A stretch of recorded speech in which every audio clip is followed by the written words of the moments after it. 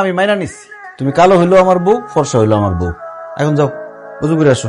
ওমা, আমি মাত্র হাত মুখ ধুইয়া ফেস ওয়াশ দিয়া কসলায় মুখ ধুই আইছি, এখন আমি উজু করুম কেন?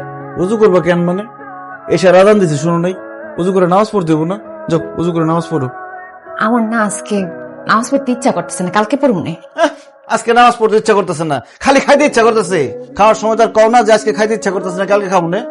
তা আল্লাহ না করো আজকে রাতে তুমি মরে গেলা, তাহলে তো বেনামাজি হিসেবে মরবা। সেই জন্য এখন এই মুহূর্তে নামাজ পড়বে। যাও উজু করে নামাজ পড়ো। নামাজ কেমনে পড়বো? শাড়িটা তো আধোয়া, আধোয়া শাড়ি পরে কি নামাজ পড়া যায় বলেন? তো এটা ধোয়া শাড়ি হইলে একটা পরিষ্কার শাড়ি পরে নামাজ পড়ো। মানে মানে মানে কি? সত্যি করে বলো তো, তুমি কেন নামাজ পড়তে চাইতেছো না? ধরা যখন পড়ে গেছি আর মিথ্যা বলবো না। আমি না নামাজের নিয়ম কানুন সূরা কিরাত কিচ্ছু পারি না। তুমি নামাজের সূরা কিরাত নিয়ম কানুন কিছুই পারো না? না পারি না। বলে কি? তোমার কথা শুনে মনে হইতেছে তুমি জীবনে কোনোদিন নামাজই পড়ো নাই। তুমি আমারে বলছো যে তুমি কোরআন তেলাওয়াত করতে পারো, কিন্তু তুমি সূরা কিরাত নামাজের নিয়ম কানুন কিছুই পারো না। তুমি আমার মিথ্যা কথা বলছো না? আমি তোমার উচিত শিক্ষা দেবো, দেখো। দাম তো না তো, সকালে আমার আপনি কই নিয়ে যাইতাছেন? চুপ করো তো, কোথায় যাইতেছি গেলে বুঝতে পারবো। আসো। আসসালামু আলাইকুম মৌলভী সাহেব। ওয়ালাইকুম সালাম। এই তুমি দাঁড়াইছো কেন? বসো। ও মা, এখানে বাচ্চারা আরবি পড়া শিখতেছে, না আমি বুম কেন? ওদের সাথে বসে তুমি আরবি পড়া শিখবা। তোমার কি মাথা খারাপ হয়ে গেছে? আমি কেন বাচ্চাগুলোকে বৈশা মুক্ত আরবি পড়া শিখুন? কারণ তুমি সূরা কিরাত নামাজের নিয়ম কানুন কিচ্ছু জানো না। এখন থেকে তুমি এই যে মৌলভী স্যারের কাছে বাচ্চাদের সাথে সূরা কিরাত নামাজের নিয়ম কানুন শিখবা। অসম্ভব, এই বয়সে আমি বাচ্চাদের সাথে বৈশা আরবি পড়া শিখতে পারুম না। মানুষটাকে কি কইব কও? মাইনছে কি করবো এই চিন্তা যদি তোমার এতই থাকতো, তাহলে বিয়ার আগে তুমি কোরআন তেলাওয়াত শিখো নাই কেন? বিয়ের আগে তো বাপের বাড়িতে ছিলাম, তখন দুষ্টুমি ফাজলামি করে সময় কাটাইছি। অত কি মাথায় আসছিল এটি? বিয়ার আগে দুষ্টামি ফাজলামি করে সময় পার করছো, এখন বিয়ার পরে সময়টা কাজে লাগাও, কোরআন তেলাওয়াত শিখো। বিয়ের পরে কেউ পড়াশোনা করে? আমি পারবো না। পড়তে তোমার হইবই। আমি সৌদি থেকে উমরা হজ করে আসছি, আর আমার বউ কোরআন তেলাওয়াত পারে না।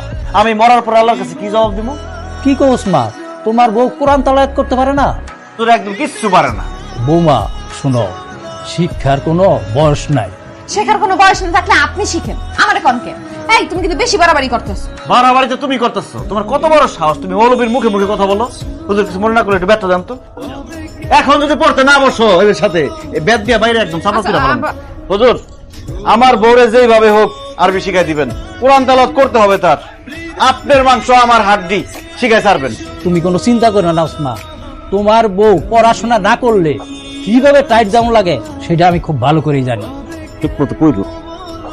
আমারে ই ক্লাস ধরছে, তো আমি কই থেকে একটু আটকে গেছি, তখন হ্যাঁ আমার সবটি পোলাপানের সামনে কান ধরে দাঁড় করায় রাখছে। ছোট ছোট পোলাপান দিয়ে আমার দেখে কেমন হাসাহাসি করতেছিল। হাসাহাসি করছে, খুব ভালো করছে। তাও যদি তোমার শিক্ষা হয়, শিক্ষা হইয়া কোরআন তেলাওয়াতটা ঠিক মতো শিখো। তোমার ঘরে ছেলের বউ থাকতে তুমি এই বয়সে তো কষ্ট করে রান্না বান্না কেন করতেছো? বকুল তুমি রান্না করো। কি? আমি রান্না করব? অবশ্যই তুমি রান্না করবা। তুমি যদি রান্না না করো তো বিয়ার পরে কি এই বাড়িতে তুমি ফ্যাশন শো করতে আসছো? কিন্তু রান্না করতে পারি না। রান্না করতে পারো না মানে?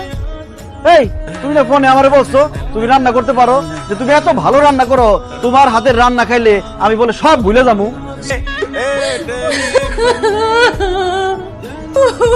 কি ব্যাপার, কি হয়েছে? তুমি এরকম কান্নাকাটি করতেছো কেন? তোমার কথা শুনে রান্না বান্না করতে গিয়া ভাতের মার আমার হাতের উপর পড়ছে, হাতটা পুরো জ্বললা পুড়ে গেল। একদিন রাঁধতে গিয়ে এই হাত পুড়ে ফেলাইছো। এবার চিন্তা করে দেখো, আমার মা বছরের পর বছর রাঁধে, তাহলে কতবার তার হাত পুড়ছে। বৌমারে নিয়া কালকে শ্বশুর বাড়িতে যা। ঠিক আছে আব্বা, তুমি যেহেতু কইতেছো, কালকে এই বকুলরে নিয়ে আমি ওর বাড়িতে যাবো। আমি কই কি কি দরকার তুমি কষ্ট করে যাইবা? আমার আব্বারে ফোন দিলে হ্যাঁ আইসা আমারে নিয়ে যাইবো। তোমার আব্বা কষ্ট করে আবার আসবে কেন? ওসমানই তোমারে নিয়ে তোমাকে বাড়িতে দিয়ে আসবো।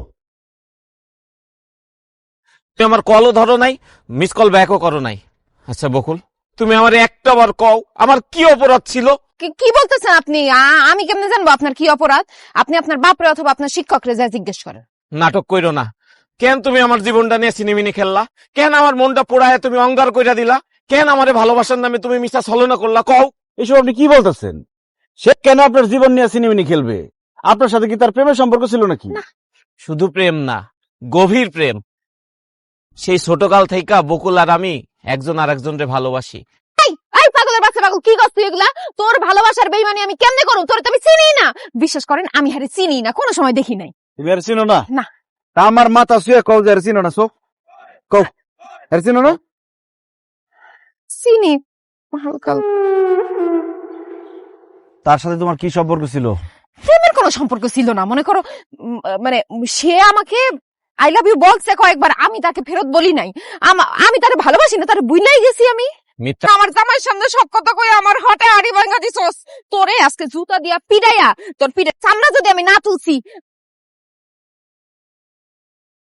জুতা পিটাই কত বড় মৃত্যুক আর কত মিথ্যা কথা কইছো তুমি। আমারে কইছে ছোটবেলা থেকে কোনো ছেলের দিকে সে তাকাই নাই, আর এদিকে গাঞ্জটির সাথে তলে তলে ইস্ট চলতেছে তার। না না না, তোমার মতো বিশ্বাসঘাতক বেইমানের সাথে আমার কোনো সম্পর্ক থাকতে পারে না। তুমি যাও তোমার বাবার বাড়িতে, আমি ফেরত যেতেছি। না না না না, আপনি যায়েন না আমারে রেখা দেন, আমার ভুল হয়ে গেছে, আমি আপনার কাছে মাপ চাইতেছি, আপনি আমারে মাফ করে দেন। বিয়ার আগে তারে আমি হালকা হালকা ভালোবাসলেও তো এখন আমি তারে ভুইলা গেছি, আমি এখন তারে পুরোপুরি ভুইলা যাব। আমি আপনারে মন দেয়া ফেলছি, আপনারে ভালোবাসি, বিশ্বাস করেন। আমারে ছেড়ে আজকে পবিত্র মাহে রমজান শুরু হইতেছে, সেহরি খাওয়ার সময় হয়ে যাইতেছে, আর তোমরা সবাই নাক ডেকে ঘুমাইতেছো। সেহরি খাইতে হইব না, রোজা রাখতে হইব না? না না, এত রাইতে আমি কিছু খাবো না, আমি ঘুমাইতে গেলাম। এটা কেমন কথা বললেন আব্বা? আপনি ঘুমাবেন মানে রোজা রাখতে হইব না? হয়েছে কি জামাই বাবা, ওই যে আমার তো ওই যে গ্যাস্ট্রিকের সমস্যা আছে, এই জন্য রোজা রাখতে পারি না।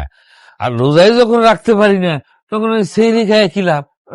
আমার তো ডায়াবেটিস, একটু পর পর খাইতে হয়, তাই জন্য তো আমি রোজা রাখতে পারি না, এই জন্য আমি সেরে খাবো না। ভাই আমিও সেরে খাইতে পারবো না, তুমি আমার ভাই বোনা যে আমি বাহানা দেয়াইতেছি। বিশ্বাস করো কয়েকদিন ধরে আমার পেটের অবস্থা ভালো না, কতক্ষণ পর পর আমার বাথরুমে যাইতে হয়। আর এই অবস্থায় যদি আমি সেহরি খাই তাহলে কালকে তো আমার সারাদিন বাথরুমে পড়ে থাকতে হইব। যেহেতু রোজাই রাখতে পারবো না, তাহলে আর সেহরি খাই কি লাভ, বুঝছো না? দেন দুলাভাই, আমি এমনি দুর্বল মানুষ, রোজা রাখতে চাই দেখনো কখন জানি ফিট হয়ে পড়ে গেছি। আর তাছাড়া আমি বেশিক্ষণ না খায় থাকতেও পারি না, এই জন্য আমি সেরেও খাবো না, রোজাও রাখবো না। দেখ যে আমার সামনে গপ গপ করে খাইতেছে, অগো খাওন দেখা আমার খাইতে ইচ্ছা করবো, তারপর রোজাটা হালকা হয়ে যাবো। আমিও রোজাটা না রাখি। এই খবরদার, কেউ ঘুমাতে যেতে পারবেন না। এখন যদি আপনারা সেহরি না খান, রোজা না রাখেন, আমি গ্রামবাসীরা কয়ে দেবো আপনাকে পরিবারের কেউ রোজা রাখে না, সবাই বেরোজগার। না, আমরা রোজা রাখি না, এই কথা শুনলে পরে গ্রামের লোকজন হাসাহাসি করবো, আমাকে মানুষ সব শেষ হয়ে যাবো।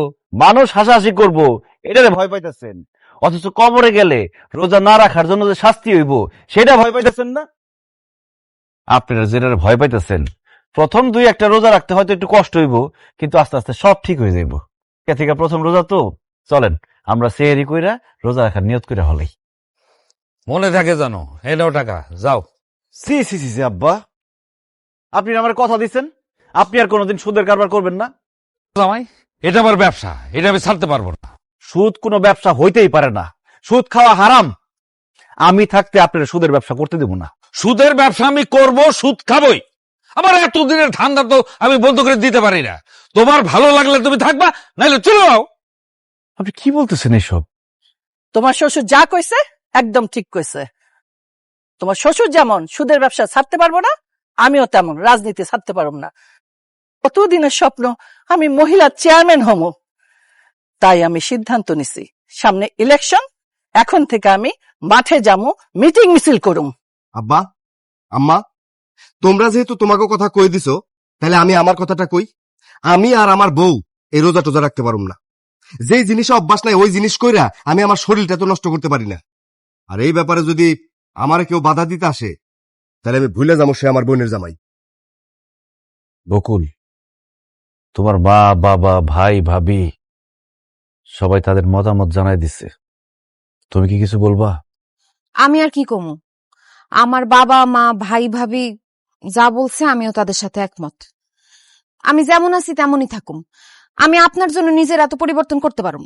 বকুল, আমি সবসময় চাইছিলাম একজন নম্র ভদ্র নামাজি পরহেজগার মেয়ে আমার বউ হইব।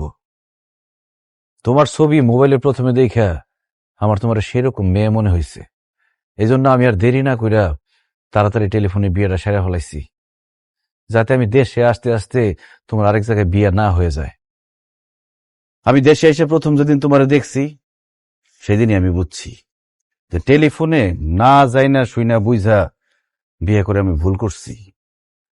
বিয়া স্বামী স্ত্রীর সারা জীবনের বন্ধন, দুইজন দুজনকে দেখা যায় না শুই না তারপর বিয়া করা উচিত। টেলিফোনে মানুষ বেশিরভাগ সময় মিথ্যা কথা বলে, এই যে যেমন তুমি, তোমার পরিবারের আর মানুষরা আমার টেলিফোনে ভিডিও কলে যেমন দেখাইছো যেমন কইছো বাস্তবে ঠিক তার উল্টা। আমি বাড়িতে আইসা মনে মনে যেরকম বউ চাইছিলাম তোমার সেরকম গইরা তোলার চেষ্টা করছিলাম। দেখো বকুল, কিছুদিন পরে আমাকে সন্তান হইব। একজন সন্তান কিন্তু তার মায়ের কাছ থেকে সত্যিকারের শিক্ষাটা পায়। মা ভালো হইলে সন্তান ভালো হয়, মা শিক্ষিত হইলে সন্তান শিক্ষিত হয়, মা যদি নম্র ভদ্র হয় সন্তানও নম্র ভদ্র হয়। আর আম্মা আব্বা বেশিরভাগ সময় তো আমি বিদেশে থাকুম, আপনাকে ছায়া তো আমার সন্তানের উপর পড়ব। আপনারা যদি ভালো হন তাহলে তো আমার সন্তান আপনার কাছ থেকে ভালোটাই শিখব, আর আপনারা যদি খারাপ হন তাহলে আমার সন্তান তো খারাপটা শিখব। সেই জন্য আমি আপনাদেরকেও সঠিক রাস্তায় আনতে চাইছি। 2 দিনের দুনিয়ার আরামায় এসেছে, যাতে পরকালে আরামায় এসে থাকতে পারেন সেই ব্যবস্থা করতে চাইছিলাম। কিন্তু আপনারা যেহেতু আমার কথা শুনলেনই না, মুখের উপর আমরা না করে দিলেন, তাহলে তো এখানে আমার আর থাকার কোনো দরকার নেই। বকুল, কোনো বেনামাজি, বেরোজগারি, বেপর্দা মেয়ের সাথে আমি সংসার করব না। যার ঘোর মা একজন মিথ্যাবাদী, তাদের সাথে আমি কোনো সম্পর্ক রাখব না। এই সিদ্ধান্ত আর আমার ভবিষ্যৎ প্রজন্মের কথা চিন্তা করে নিলাম। বকুল, আমি বাড়িতে যাইতেছি। বাড়িতে গিয়ে তোমার কাবিনের টাকা আর ডিভোর্স লেটার পাঠাই দেব। ভালো ভালো মানুষ হয়ে থেকো।